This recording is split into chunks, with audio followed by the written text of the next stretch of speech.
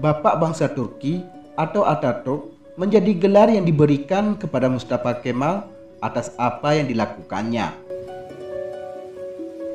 Dilihat dari kacamata umum, gelar ini mungkin sangat layak diberikan kepada pria kelahiran Yunani itu. Tapi kalau kita telusuri dari sisi lain, Mustafa Kemal mungkin tak lebih dari seorang penjahat bengis yang kejam.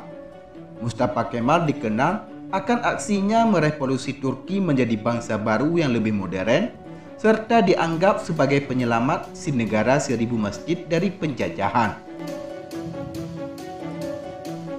Alhasil ia pun dipuja-puja, bahkan sampai dikultuskan, sama seperti orang Korea Utara menghormati Kim Il Sung. Bagi sebagian orang, Mustafa Kemal mungkin dianggap berjasa besar, tapi bagi sebagian yang lain, ia justru penghancur. Iya, kekhalifahan yang sudah bertahan ratusan tahun hancur olehnya. Bukan hanya itu saja, banyak kegilaan-kegilaan lain yang juga pernah dilakukannya. Mari buka mata dan lihat seperti apa sesungguhnya sosok yang dibanggakan tak hanya oleh masyarakat Turki, tapi juga dunia ini. Akan banyak fakta yang mengejutkan yang akan kamu dapatkan lewat ulasan berikut.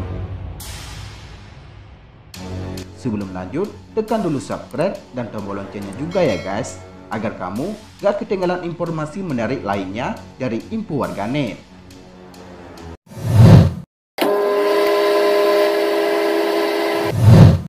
Tentang konspirasi Mustafa Kemal untuk menjadi pemimpin Turki. Turki sedang goncang setelah kalah di Perang Dunia I. Di saat yang carut-marut seperti ini, muncul sosok yang digadang bahkan mampu menyelamatkan Turki dari keterpurukan.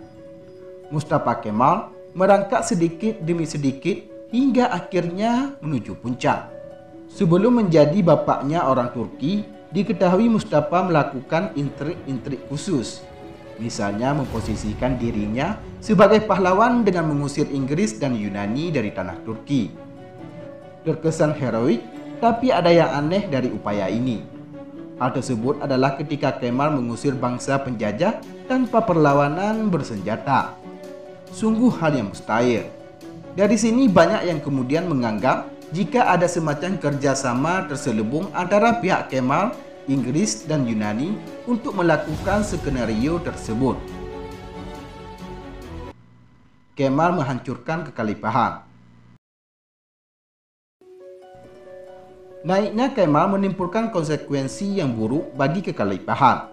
Ya, tidak mungkin ada dua pemimpin saat itu. Dan rakyat sendiri sepertinya cenderung untuk memilih Kemal. Lalu akhirnya direalisasikanlah rencana penumbangan khalifah yang sudah berdiri ratusan tahun itu. Sultan dilucuti dari kekuasaannya dengan sangat hina. Ia dilucuti dari tampuk kepemimpinan, diusir dari Turki beserta keluarganya, serta menyita kekayaan untuk diberikan kepada negara. Langkah ini mendapatkan ancaman dari Muslim dunia. Berbagai usaha dilakukan untuk tetap mempertahankan kekhalifahan, namun pada akhirnya tak mampu terselamatkan. Mustafa Kemal yang diduga membenci Islam. Subjudul ini mungkin kontroversial, tapi hal tersebut bukanlah sekedar tuduhan semata. Mustafa Kemal memang tidak terang-terangan mengatakan membenci Islam. Tapi hal tersebut terlihat dari beberapa aturan kontroversial yang pernah dilakukannya di tanah Turki. Pertama adalah pemberlakuan azan berbahasa Turki di masa kekuasaannya. Hal ini tentu saja sangat kontroversial dan mengada-ngada. Aturannya, azan harus tetap dalam bahasa Arab, termasuk bacaan-bacaan dalam sholat. Aturan berikutnya yang membuatnya terkesan seolah membenci Islam adalah mulai menghapuskan sistem-sistem yang berbau keislaman di berbagai sisi. Ia kemudian mengadopsi sistem barat sebagai penggantinya. Rumor kematian Mustafa Kemal yang sangat buruk. Banyak rumor yang mengatakan Mustafa Kemal mendapatkan kematian yang sangat buruk. Menurut cerita, di masa ajalnya ia mengalami sakit yang amat parah. Diduga menderita penyakit dalam dikarenakan alkohol. Perutnya memuncit dan banyak cairan yang keluar dari lubang-lubang tubuhnya. Keadaannya sungguh sangat miris dan sama sekali tak tampak kegagahannya sebagai Bapak Turki. Akhirnya pada tanggal 10 November 1938, Mustafa Kemal menghembuskan napas terakhirnya. Makamnya sendiri dibangun teramat megah dan masih rutin dikunjungi banyak orang tiap tahunnya hingga hari ini. Mustafa Kemal Atatürk di satu sisi dianggap sebagai pahlawan, tapi bagi sebagian orang, ia juga merupakan penjahat besar. Menghilangkan kekhalifahan yang sudah dirintis sejak ratusan tahun lalu dan menjadi simbol kebesaran umat Islam.